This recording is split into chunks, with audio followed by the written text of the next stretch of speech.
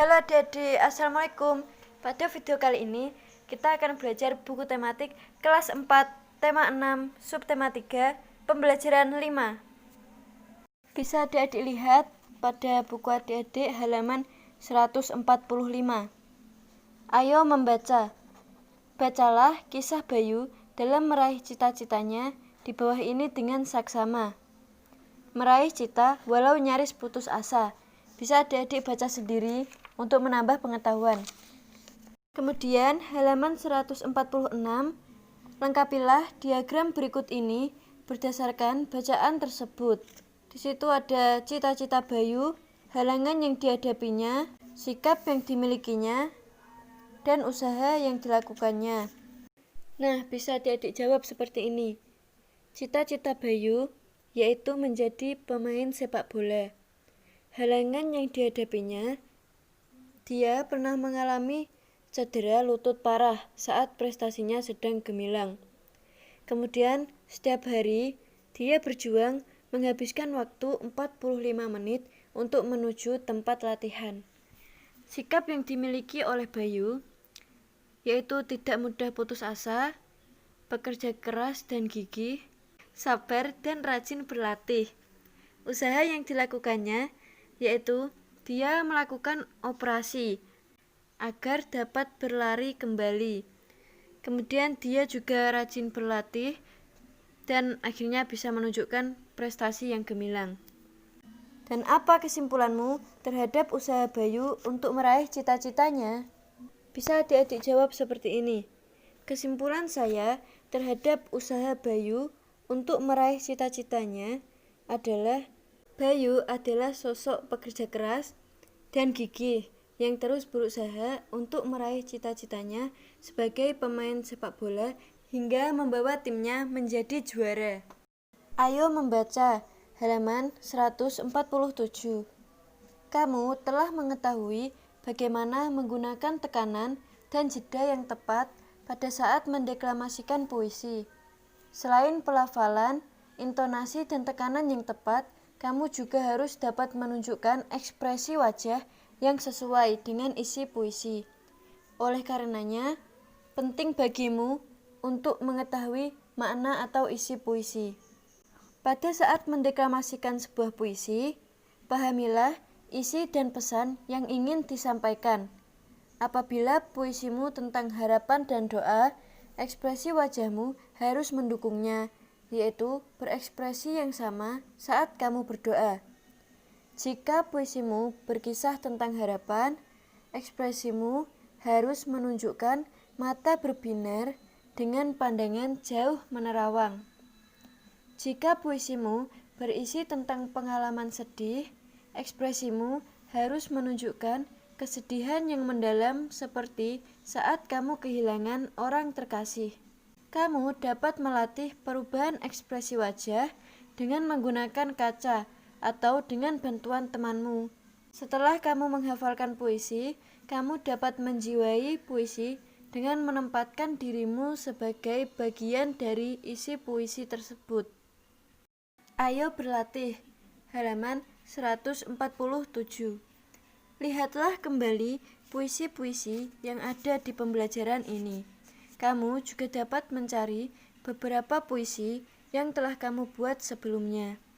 Golongkan puisi-puisi tersebut termasuk ke dalam puisi sedih, riang, atau puisi yang penuh pengharapan. Pilihlah salah satu puisi yang kamu paling sukai. Pahamilah isi puisi tersebut. Lalu mulailah berlatih ekspresi wajah sambil mendeklamasikannya. Mintalah temanmu untuk menilaimu.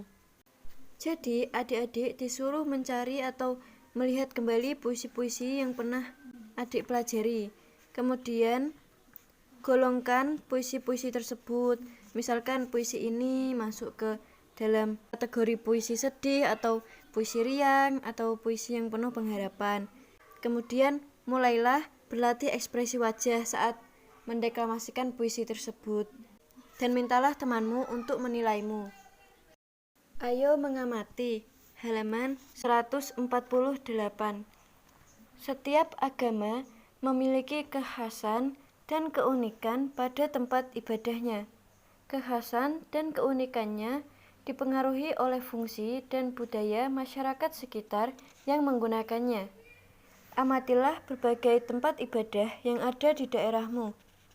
Carilah informasi tentang apa saja dan kapan saja tempat ibadah itu dimanfaatkan oleh umatnya. Bekerjalah bersama dengan temanmu untuk melengkapi tabel. Jadi, adik-adik disuruh mencari informasi tentang apa saja dan kapan saja tempat ibadah dimanfaatkan oleh umatnya. Misalkan kayak gini. Ini sudah kakak lampirkan ini. Misalkan nama tempat ibadahnya masjid. Kemudian kegiatan keagamaannya seperti sholat wajib berjamaah 5 waktu, sholat Jumat, pengajian Al-Quran, ceramah kajian agama, taman pendidikan Al-Quran, peringatan hari-hari besar, iktikaf, buka puasa bersama, menerima dan menyalurkan zakat, dan lain-lain. Nah, adik-adik cari kayak gitu. Ini kakak kasih contoh, ada masjid, gereja. Bisa adik-adik tulis atau adik-adik cari informasi yang lain, juga terserah adik-adik. Setelah itu, tuliskan kesimpulanmu di bawah ini. Jadi jawabannya bisa adik-adik tulis seperti ini. Kesimpulan saya adalah setiap agama memiliki kekhasan dan keunikan pada tempat ibadahnya sesuai dengan fungsi dan budaya dari daerah sekitar. Ayo berkreasi. Halaman 150. Ingatkah kamu tentang rumah-rumah ibadah di Indonesia? Tentu kamu telah mempelajari bagaimana umat beragama tersebut menggunakannya. Kali ini, kamu akan membuat sebuah karya seni rupa tentang perayaan keagamaan dan rumah ibadah sebagai objeknya dalam bentuk montase. Montase merupakan karya seni yang dibuat dari berbagai foto atau gambar yang digabungkan dengan gambar tangan. Gambar-gambar tersebut bisa terdiri atas berbagai macam gambar yang berasal dari foto, majalah, atau bahan lainnya. Gambar-gambar itu diatur sedemikian rupa sehingga membuat gambar baru yang mencapai makna. Alat dan bahan yang diperlukan sebagai berikut. Yang pertama, kertas gambar. Yang kedua, gambar-gambar yang sudah ada termasuk gambar rumah ibadah. Kemudian lem kertas, gunting, dan alat gambar seperti pensil, spidol, pensil warna, dan lain-lain. Cara kerja. Pertama, potong atau guntinglah gambar-gambar yang telah disiapkan mengikuti bentuknya. Kedua, tempel gambar-gambar tersebut pada kertas gambar dengan menggunakan lem kertas. Gambar tersebut disusun sesuai cerita yang kita inginkan. Terakhir, sempurnakan karya montase dengan menambahkan gambar tangan. Perhatikan beberapa contoh montase berikut. Ini ada contohnya di buku adik-adik. Nah, adik-adik disuruh buat seperti ini. Sekreatifnya adik-adik. Sekian video pembelajaran kali ini. Semoga bermanfaat dan bisa membantu adik-adik. Jangan lupa klik like dan subscribe ya. Terima kasih sudah menonton. Wassalamualaikum warahmatullahi wabarakatuh.